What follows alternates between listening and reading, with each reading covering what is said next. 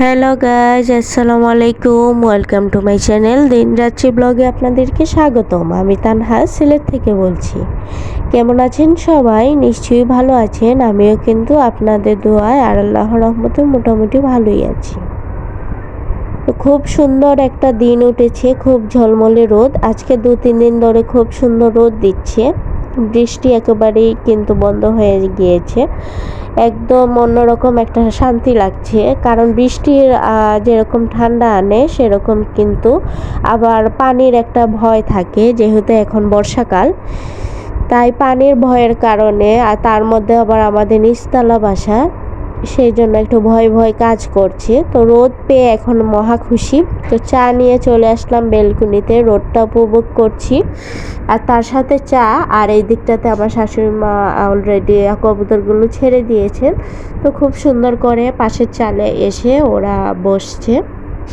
দৃশ্যটা দেখে খুব ভালো লাগছে।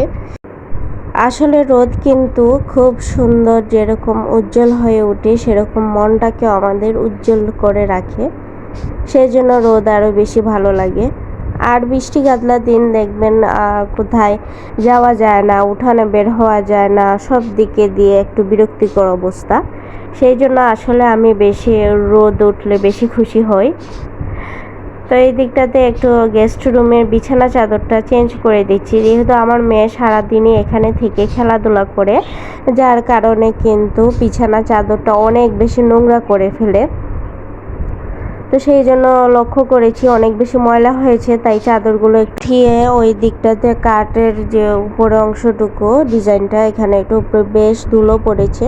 তো বিছানা চাদর উঠালেই কিন্তু এগুলো একটু পরিষ্কার করে নিই। তো এই দিকটাতে একটু মুছে তারপর বিছানা চাদরটা বিছিয়ে নিব আবার।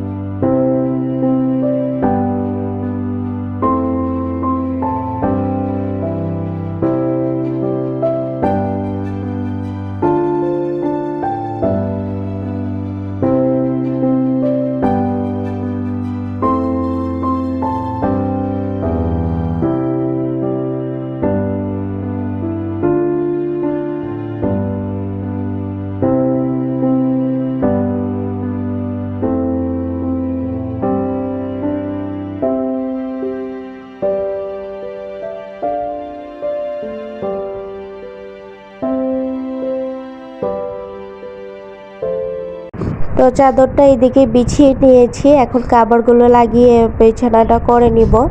তো আসলে ভিডিও শুরুতে কোনো কথা লাগে খুঁজে পাই না, তো এরকম কার কার হয় আপুরা প্লিজ কমেন্ট করবেন। আমি কিন্তু প্রথমে কিন্তু খুঁজে পাই না কি বলবো, পরে আবার দেখা যায় শেষের দিকে কথাগুলো আবার বেশি হয়ে যায়, তখন আর ভিডিওতে কমপ্লিট করতে পারি না, যেমন লাগে অনেক কথা রয়ে গিয়েছে।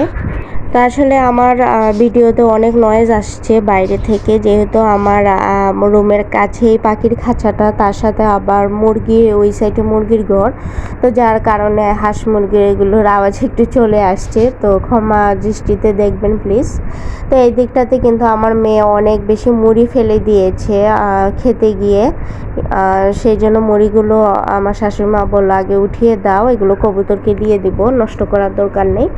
তো উঠিয়ে দিয়ে দিলাম, তারপর ঘরটা একটু ঝাড়ু দিয়ে দিচ্ছি। তো এই দিকটাতে বেশ অন্ধকার দেখাচ্ছে, যেহেতু একটা লাইট এখানে বেশি একটা আলো দেয় না। আর এই রুমটা একটু সব রুম থেকে একটু লাইটের আলোটা একটু কমই, আর দিনের আলো এখানে একটু পড়ছে, সেই কারণে আর কি একটু ভালো লাগছে না। তো আপনাদের কাছে প্রথমে আমি একটা লাইক চেয়ে নিচ্ছি। আমার কাজগুলো করার ফাঁকে আমি লাইক চেয়ে নিচ্ছি, যেখান থেকে আপুরা ভাইয়ারা আমার ভিডিওটি দেখছেন প্লিজ আপনারা একটা লাইক দিয়ে দেখবেন। আর যদি আমার চ্যানেলে নতুন হয়ে থাকেন অবশ্যই কিন্তু আপনারা আমার চ্যানেলটিকে সাবস্ক্রাইব করে রাখবেন। আর যদি আপনাদের কাছে ভালো না লাগে তাহলেও দেখতে থাকুন, দেখতে দেখতে ভালো লাগা ভালোবাসা হয়ে যায়। তো আসলে আমি এই প্ল্যাটফর্মে এসেছি একদম প্রায় 1 বছরের কাছাকাছি হয়ে যাচ্ছে। 1 বছর এখনও কমপ্লিট হয়নি, নভেম্বরে হয়ে যাবে, কিন্তু সেই রকমভাবে এগোতে পারিনি। তো মাঝে মাঝে আসলে ভিউজের অবস্থা দেখলে মনে হয় যে আর ভিডিওই ছাড়বো না, এই প্ল্যাটফর্ম ছেড়ে দিব। যেমন গতকালকেও এরকম একটা ভিডিওতে বেশ ভিউ হয়নি আগের একটা ভিডিওতে, তো সেই জন্য গতকালকে সিদ্ধান্ত নিয়েছিলাম না আর ভিডিও ছাড়বো না। কিন্তু তারপরও কেন যেন ঘুরে ফিরে একটু দুটা ক্লিপ নিতে নিতে আবার জমে যায়, তো আবার মনে করি না আচ্ছা ছাড়ি। আসলে দুটানায় পড়ে রয়েছি যে ভিডিও ছাড়তেও পারছি না, আবার ছাড়লে ভিউজও হয় না, কি একটা অবস্থা। আসলে যখন ভিডিওটা ছাড়ি তখন ভিউজের দিকে তাকালে অনেক বেশি খারাপ লাগে। আবার যখন সবাই বলেন যে এখানে ধৈর্য নিয়ে কাজ করলে একদিন সাকসেস অবশ্যই হব, সেই জন্য আবার অফও করতে পারছি না। তো এই দিকটাতে একটু সন্ধ্যার পর চা নিয়ে বসলাম, একটু চা বানিয়ে নিচ্ছি। তো প্রথমে 3 কাপ নিয়েছিলাম, পরে মনে হলো আমার মেয়ের জন্য নিতে হবে। ও এসে বলছে আম্মু আমার জন্য চা নেওনি। তা আসলে আমার হেল্পিং হ্যান্ড যে আপুটা ঘরে সবসময় থাকে, ওই আপুটা ওকে চা খাওয়ানো একদম অভ্যাস করে নিয়েছে। তো প্রতিদিন ওর জন্য চা না নিলেও এসে বলবে চা মুড়ি খাবো, আমার জন্য চা নাও। তো বারবার এসে দেখছে ওর কাপটা নিয়েছি কিনা, তো না পারতে চাটা নিলাম আর কি। আর না হলে আবার বিরক্ত করে আমরা চা খেতে গেলে। তা আসলে এখনও তো বুঝে না, যখন বুঝবে হয়তো বা অভ্যাসটা ছেড়ে দিবে। তো এই দিকটাতে চাগুলো রেডি করে নিচ্ছি। আর ওই যে ক্যাপাচিনো একটু কফি দিয়েছিল আমার আপা, তো ওইগুলো একটু করে দিয়ে দিচ্ছি একটু ফ্লেভারটা ভালো আসার জন্য। তো ভালোই লাগছে চার মধ্যে এরকম একটু ফ্লেভার দিয়ে খেলে, একটু কফির ভাবও আসছে আবার চার ফ্লেভারও আসছে, দুটো মিলিয়ে কিন্তু অসাধারণ লেগেছে চাটা।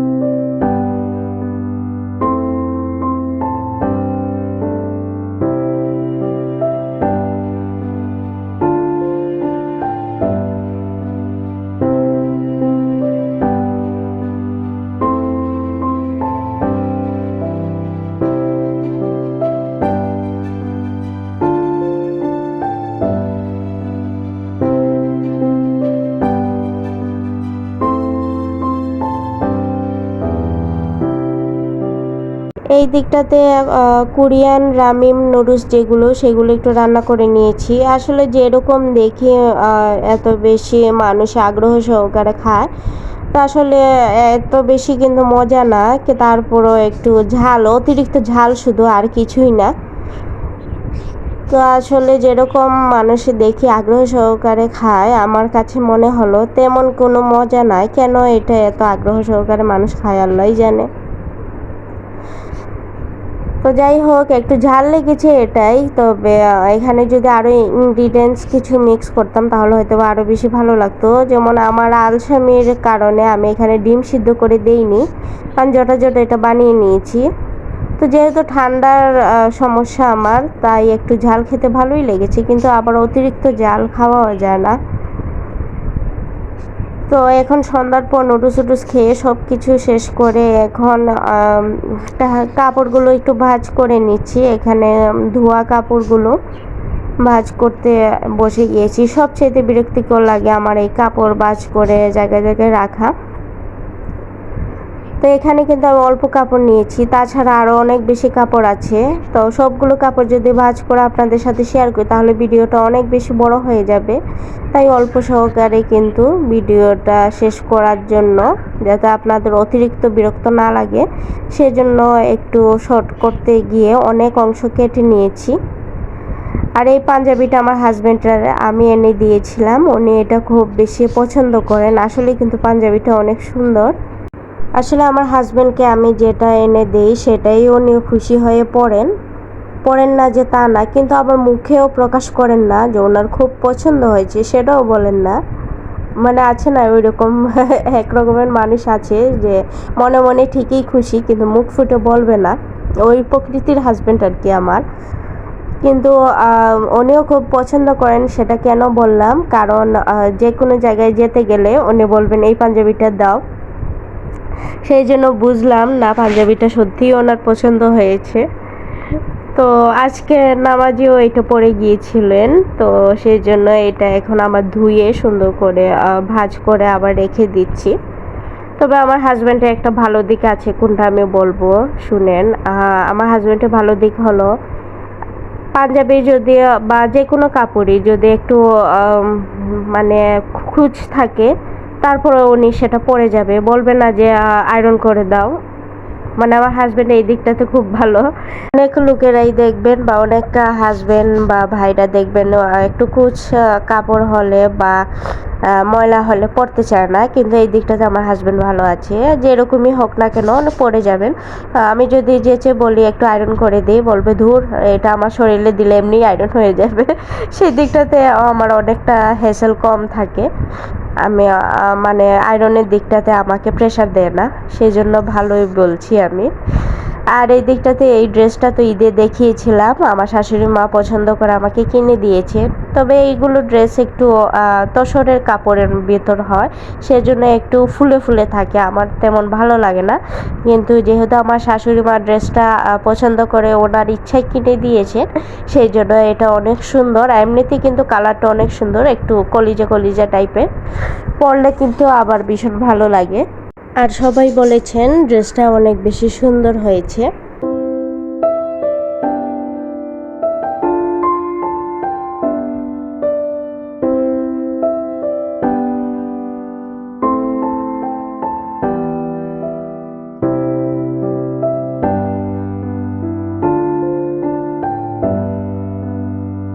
সকালবেলা ঘুমে থাকতেই কিন্তু পার্সেলটা চলে এসেছে, এমন একটা বিরক্ত লেগেছে। ঘুম থেকে ওঠার আগেই কিন্তু পার্সেল হাজির। তো মনে মনে বলছিলাম আর একটু পরে আসলে কি হতো রে ভাই, ঘুমের মধ্যে থাকা অবস্থায় এসে ডেকে আমাকে উঠিয়েছেন পার্সেলটা রিসিভ করার জন্য। তো এখানে খুব সুন্দর আমি এইগুলা ম্যাটগুলা অর্ডার করেছিলাম অনলাইন থেকে। তো এই ধরনের ম্যাটগুলো যে কোনো জিনিসের উপর বিছিয়ে তার উপর যদি কোনো ধরনের শোপিস বা একটা ফুলের টোপ রাখা হয় অসাধারণ লাগবে, সেই ভেবেই কিন্তু এই নেটের ম্যাটগুলো আমি অর্ডার করেছি। যদিও আমার সাইড টেবিলেটা পুরোপুরি এটা কিন্তু ভরবে না, যেমন সাইডে দিয়ে একটু ফাঁক থাকবে, কিন্তু থাকলেও এইগুলোর কিন্তু নিজস্ব একটা সৌন্দর্য আছে। মানে এটা মাঝখানে রাখলে যে কোনো জিনিসের উপরে এটার সৌন্দর্যটা ফুটে ওঠে। তো এখানে আমি দুটো কালার নিয়েছি, হোয়াইটেও নিয়েছি, তারপর আবার বেবি পিঙ্কও নিয়েছি। তো আপনাদের কাছে কেমন লাগলো আমার এই ব্লগটি? যদি ভালো লেগে থাকে অবশ্যই কমেন্ট করবেন। আজকের মতো ব্লগটি এখানেই শেষ করছি। আল্লাহ হাফেজ।